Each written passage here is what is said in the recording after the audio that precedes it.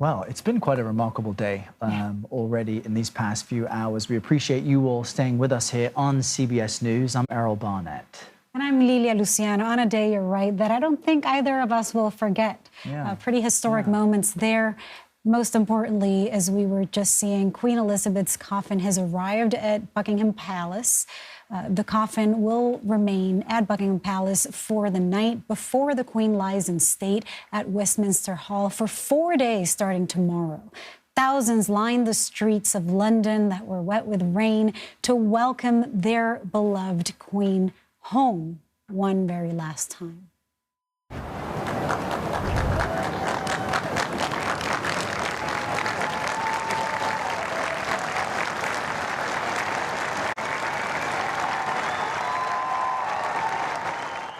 We're joined now by Lana Zak in London, and in studio with us is CBS News royal contributor Amanda Foreman.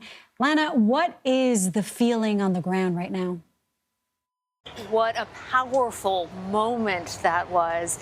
Really, the applause, the feeling of love and gratitude, almost a final ovation for the Queen, so beloved here among her royal subjects. And of course, again, that symbolism of her coming back home to spend one night here, and all of the people in the rain, they've waited here for hours, all of their lights as they've held them aloft. And we've seen so much practice. We've seen the King come in and out, and those moments have been amazing, Errol and Lilia, but I have to tell you, nothing else has compared to this moment we just experienced. Of course, I mean, as the longest reigning monarch, it's that kind of reception that you can only, expect. People are moved. Yeah. Amanda, I want to bring you in because I did notice that, there was a respectful applause and then just screams. I mean, is that the kind of tone that you were expecting? And also, I'm curious, who takes part in that procession? I mean, besides the coffin, who is part of this part of that procession? Well, to the screens, I know it sounds very un-English, but actually it is quite a well-known tradition to have this kind of emotion at this kind of thing. So with other military heroes like Wellington or Nelson, these are names which may not be familiar to American audiences, but mean something to the British. There were screams. That sounds more like us Puerto Ricans landing when we get to the island. The plane erupts and screams and applause because we're so excited. You would not expect that from the British, or so, I think that's the problem with the British, that they are so buttoned up that when they have the opportunity to let it all go, they surprise everyone. Yeah, it really comes out. That's such a good point. I mean, it's so special to have our Lana Zak standing there at that moment, because you're seeing the kind of wave of emotion. So, of course, the shock and somewhat shock and the sadness of losing the Queen. But at that moment, as her coffin comes back to Buckingham Palace for one of the last times, it was almost like the crowd was saying, "Good on you." Like, she served well. We're proud of her. People coming from around the world just to be part of this moment because of the symbolism and everything she represented. What did this moment feel like for you? Oh, well, I have to say I had a lump in my throat and I had to take a deep breath. For my family, so for example, when I tried to call my mother yesterday during the service in St. Giles's Cathedral, she hung up on me, and I suspect that today she wouldn't answer the phone if I were to call her now.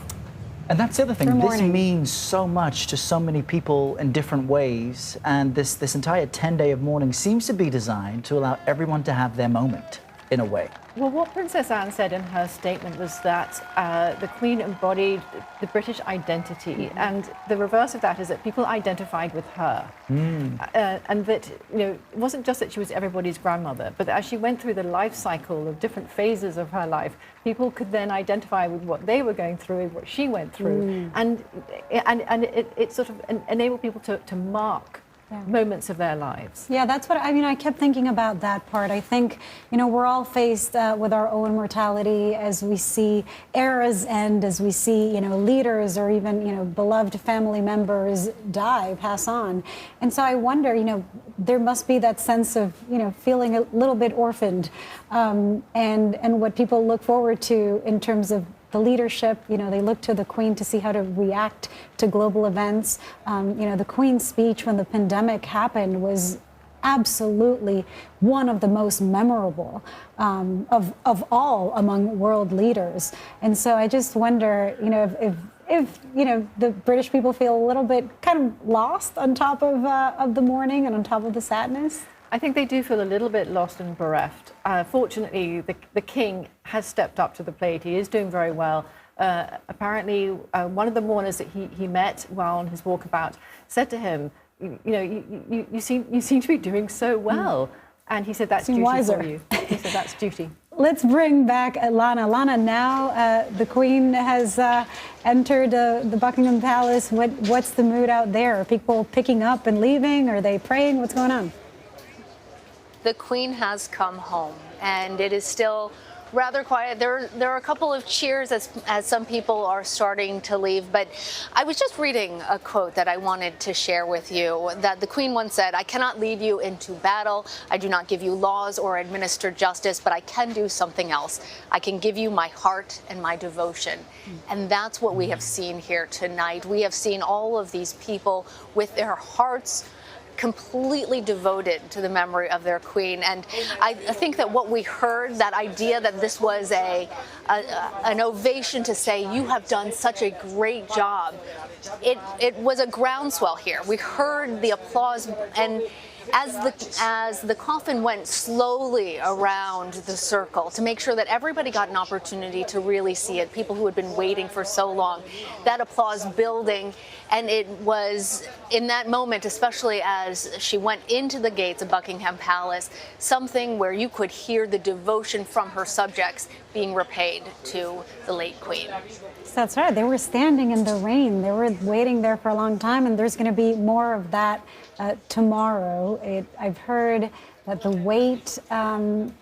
The wait is time going to be something. Tomorrow, Lilia. They're waiting now. Yeah. They're waiting now. They started lining up? up yesterday. Oh my God. They started lining up yesterday. There were some people actually who were camping out in tents that officials had to tell them that that wasn't permitted, but they were so eager to be a part of that viewing process as her body lies in state at Westminster Hall over the next 4 days starting tomorrow, that they wanted to be among the very first people in line. But that's the type of devotion, certainly, that this queen inspired in her subjects. And even now, we can see that there's still many people who remain here, even after the queen has gone into Buckingham Palace. And really, that I don't know if you guys could see it, but all the lights that were on everybody's cell phones, Even they candles. twinkled like stars. It's a really special moment.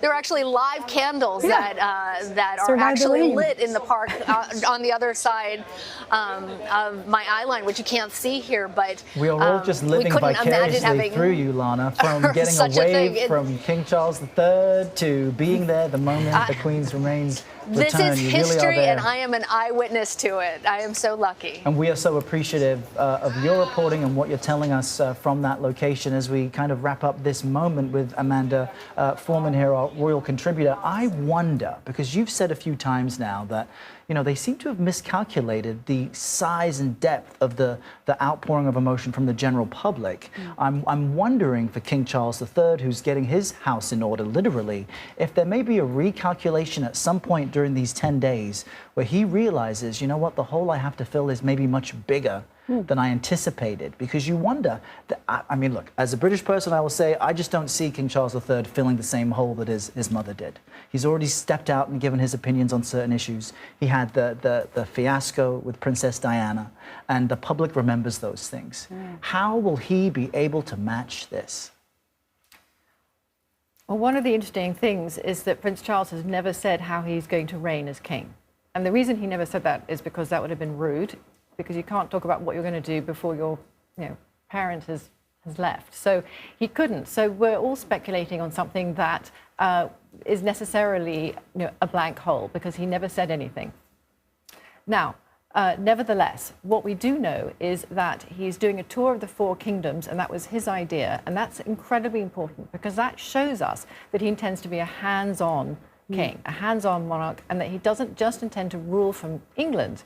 He sees the whole of the United Kingdom as under his care. So I think that the signs are actually rather good. Well, he's coming into it quite late in life, won't have the kind of reign that his mother had, but I'm sure that he's been had studying, plenty right? of time to prepare. And he is different. We know that. This is a man who loves poetry. He's now quoted poetry several times. He's quoted Shakespeare twice, Robert Burns once. So he's a very thoughtful, well-read, very thoughtful man.